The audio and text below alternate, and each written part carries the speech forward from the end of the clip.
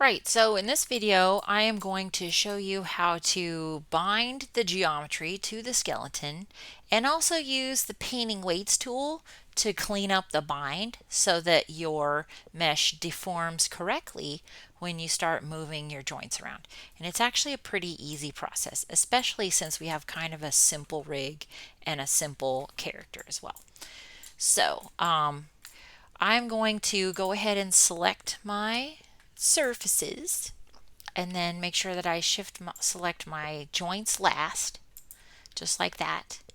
And then I'm going to come up to skin and just go to bind skin, and then that will bind the geometry to the skeleton. And then what that does is all of these joints and all of these bones will reach out and just grab the vertices of the mesh.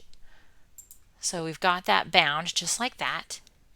And now we can kind of start looking at what it does. So if I go ahead and grab my ears, right? Also, you can see once you click off that you've got like this rainbow skeleton situation. That's another clue that you have bound it to some geometry because it's not just dark blue anymore. So I'm going to grab these ears and just pull them forward a little bit. And you can see how it like really deforms the whole ball, right? So that's not really what we want with our ears. We really want just maybe a little bit around the base of the ears, but for the most part, the ball kind of needs to stay around and look like a ball, right? So what I can do is I'm going to go ahead and just pull these kind of at a joint a little bit so you can see the messed up ball a little. And then I'm going to select the ball and come up to skin, paint skin weights option box. And what will happen is you will get this whole black and white pattern. And like right here, I have the root joint selected in my little outline. And that's showing all of the areas where the root is affecting the ball.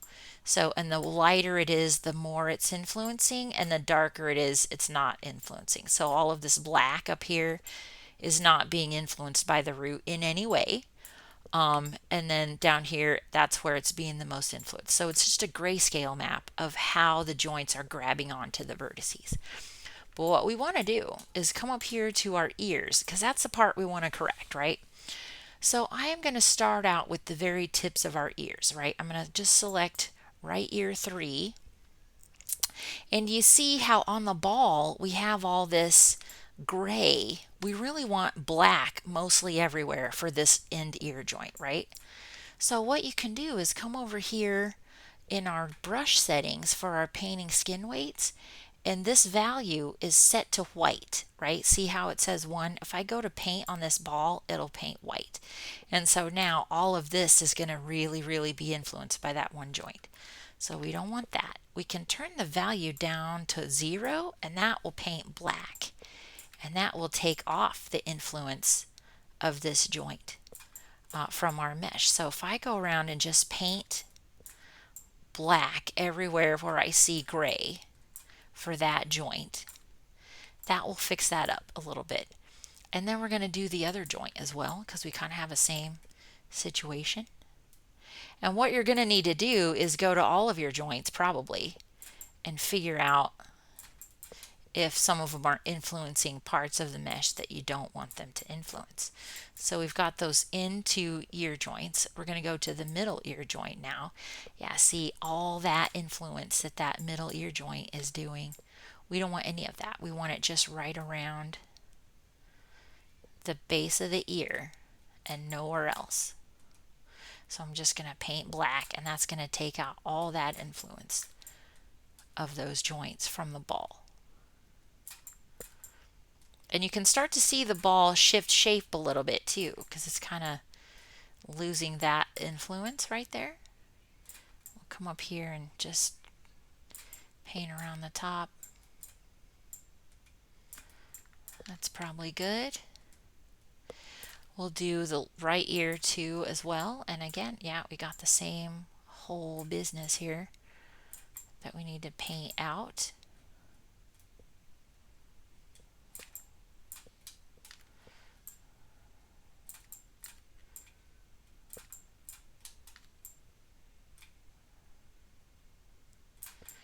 and just make sure that we have gray only on the ear part, like that.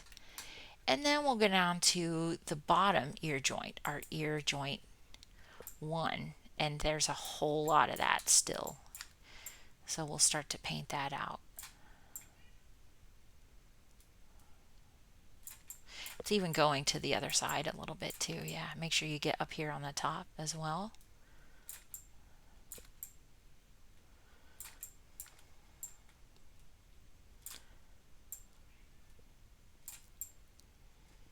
Sometimes you might have to go over it a couple more times just to make sure you got it all.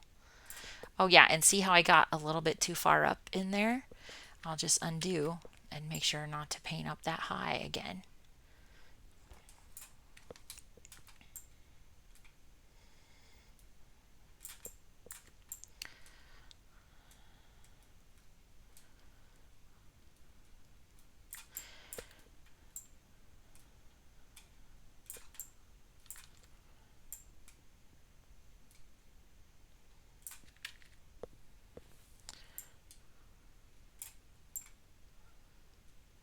Alright, so that is left ear 1.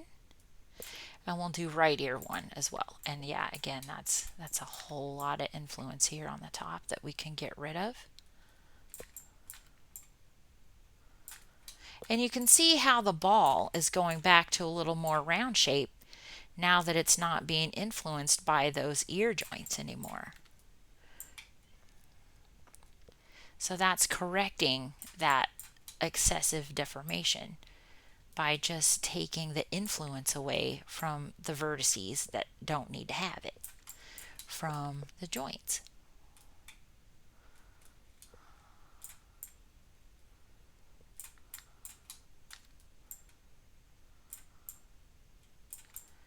And then just keep painting. If you still see light gray or dark gray, just paint that out until you can't see it anymore. And I think that's probably good for the ears. So we'll go ahead and click off of that. And now you can see, I'll grab these ears. We'll set this back to 0. And you can see if we move this, that it really just moves the ears now. And we can move it in both directions, and it kind of bends the ears in a cool little way. We can also rotate these to test those out as well. So you have like a little ear rotation. And so there's a lot you can still do with these ears, even though it's just here on the top that it's influencing. So that is our ears. So now we also need to look at the tail as well, because we don't really want the tail joints influencing the ball either. So let's go ahead and select this tail mesh and go to our skin weights. And then we will select tail 1. And that's probably fine. Let's go ahead and go back to our ball just to be sure. Let me just double check that. Yeah, if we scroll down, we've got influence from some of these tail joints that we don't want, because we really want the bottom of this ball to mostly be just influenced by the root and the body joint, because the tail is going to kind of move independently. So we're going to go all the way out to the end, to the farthest one, and see if we can see any influence of that. And I don't really see any, so that's probably okay. So we'll go back up to this one, and we do have a little here. So we'll go ahead and paint this out like that. And then tail 1, we have quite a lot of influence. It goes all the way to the front of the ball. So, and that's not what we really want, because we want the tail to really just be kind of to itself.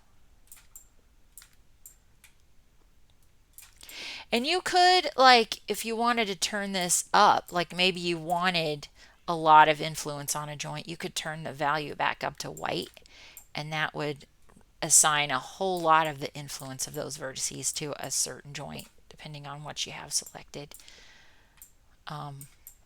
There's a few other things in here too. If you want it to kind of fade from one to another, there's a smooth that you can put in.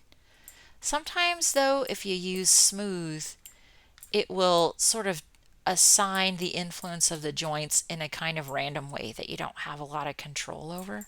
So you just want to be careful with that and just check everything and make sure that it all is still working how you want. So let's just check on what the root looks like. That's probably good. We don't really want it affecting the top where the ears are. And the body, that's mostly the whole thing, so that's probably okay. And then the head, yeah. So now we'll just do a little bit more testing just to see. So if I were to rotate this, you can see it does a little bit of a shift, but not very much. And that's probably fine. If we rotate it side to side, how does that look? Yeah, it kind of does a little pinch there, but if you wouldn't probably want to rotate it too far with this anyway. If you wanted to rotate it that much, you probably would want to rotate it using the God control. And then let's see if we rotate this tail.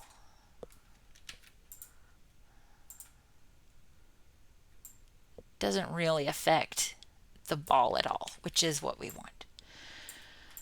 So that is all we need for that. Now, one last controller before we start talking about the big swishy tail is I'm just going to select the ball and we're just going to throw a squash deformer on there just in case you need some squash and stretch. So we'll put that on there like that. And then we will parent this to our God control as well. So now you can bend this however you need to. You can also squash and stretch if you need to.